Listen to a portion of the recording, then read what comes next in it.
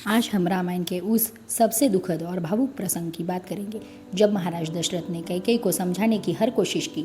रोए, गिड़गिड़ाए, डांटा, फटकारा, लेकिन फिर भी कैकेयी का दिल नहीं पसीजा। यह वही समय था जब कैकेयी ने राम के वनवास और भरत के राज्याभिषेक का वर मांगा था। कैकेयी की कठोर बात सुनकर महाराज दशरथ को बहुत बड़ा झटका लगा। वे कुछ देर तक बिल्कुल सुन्न हो गए। उन्होंने मन में सोचा, क्या ये सब सपना है, या मेरी आंखों को धोखा हो रहा है, या किसी भूत प्रेत का असर है, या ये मेरा मन ही भ्रम में है। राजा अपने दुख का कारण समझ ही नहीं पा रहे थे।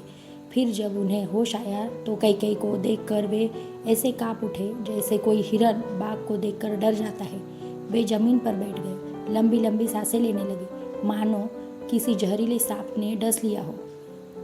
दुख से भरकर राजा बोले, अहो, कितना दुर्भाग्य है मेरा। वे फिर मूर्छित हो गए। होश आने पर क्रोध में बोले, निर्दयी कैकेयी, तू इस कुल का नाश करने वाली है। बता, मैंने या राम ने तेरा क्या बिगाड़ा है? राम तो हमेशा तुझे अपनी सगी माँ की तरह मानते आए हैं, फिर तू उन्हें वन भेजने पर क्यों तुली हो? लगता है मैंने अपने विनाश के लिए ही तुझे अपने घर में रखा था। मैं नहीं जानता था कि तू जहर भरी नागिन है।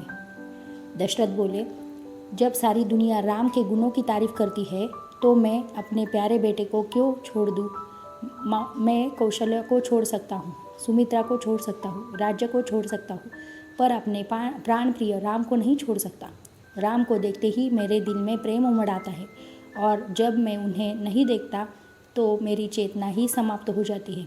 जैसे बिना सूरज के दुनिया नहीं चल सकती, जैसे बिना पानी के खेती नहीं हो सकती, वैसे ही राम के बिना मैं जीवित नहीं रह सकता। राजा हाथ जोड़कर बोले, इस तरह का वर मांगने से कोई फायदा नहीं। पाप वाली कैकेयी, इस बुरी सोच को छोड़ दो। मैं तेरे पैरों में सिर रखता हूँ, मुझ पर दया करो।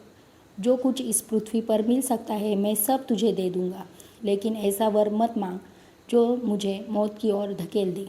मैं बूढ़ा हूँ, मौत के पास बैठा हूँ, मेरी हालत दयनीय है, तुझे मुझ पर दया करनी चाहिए।